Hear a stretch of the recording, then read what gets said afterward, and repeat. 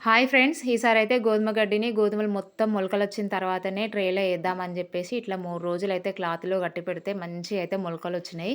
ఇంతకుముందు గూడా గోధుమ గడ్డి పెంచినా ఎట్లా అంటే ఒక రోజంతా వాటర్‌లో నానబెట్టి నైట్ ఇట్లా క్లాత్‌లో కట్టేసి నెక్స్ట్ డేనే ట్రేలో ఏసేదాన్ననమాట. ఈసారి మొలకలొచ్చిన తర్వాతనే ఏద్దామని జెప్పేసి 3 డేస్ అట్లనే క్లాత్‌లో ఉంచితే ఇట్లా మంచిగా మొలకలైతే వచ్చినాయి.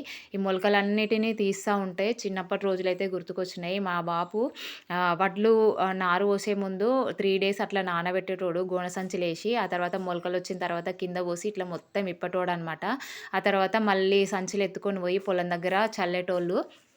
సో, అట్లా అనిపిచ్చిందనమాట. ఇప్పుడు మనం ట్రేలో అయితే ట్రేకి చిన్న చిన్న హోల్స్ పెట్టి, హోల్స్ పైన చిన్న చిన్న పెంకులు పెట్టుకోవాలి. ఆ తర్వాత మట్టేసి, మట్టి పైన అయితే ఇప్పుడు ఈ మొలకలన్నీ జల్లుకొని, మళ్ళొక లేయర్ అయితే మనము మట్టి జల్లుకోవాలి. ఆ తర్వాత మంచిగా మట్టంతా తడిసేలాగా వాటర్ అయితే చల్లుకొని, మనం తక్కువ ఎండ అంటే లైట్‌గా ఎండ తగిలే ప్లేసుల్లో అయితే పెట్టుకోవాలనమాట. మొత్తం ఎండలో పెడితే మొత్తం ఒక గడ్డలాగా అయిపోతుంది డే అంతా ఎండకు. అందుకని జెప్పేసి తక్కువ ఎండ తగిలే ప్లేసులనైతే పెట్టుకోవాలనమాట.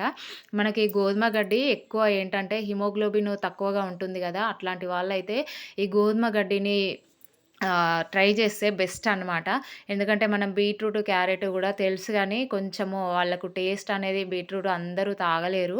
సో, ఇట్లా గోధుమ గడ్డినైతే ట్రై చేస్తే కొంచెం లైట్‌గా మనం ఫస్ట్ డే తాగేటప్పుడు కొంచెము ఎట్లనో అనిపిస్తది గానీ తర్వాత మంచిగా స్వీట్‌గానే ఉంటది. ఇదైతే 8 డేస్ ఏజ్ ఉన్నప్పుడు మనం కట్ చేసుకొని జ్యూస్ చేసుకొనైతే తాగాలనమాట. హిమోగ్లోబిన్ అయితే చాలా అంటే చాలా తొందరగా ఇంప్రూవ్ అవుతుంది. సో, మీరు గూడా తప్పకుండా ట్రై చేయండి. మన వీడియో నచ్చితే లైక్ చేయండి. మన ఛానల్‌కి కొత్తగా వస్తే సబ్స్క్రైబ్ జేయండి. మొలిచిన తర్వాత మళ్ళీ అప్డేట్ ఇస్తా. Thank you.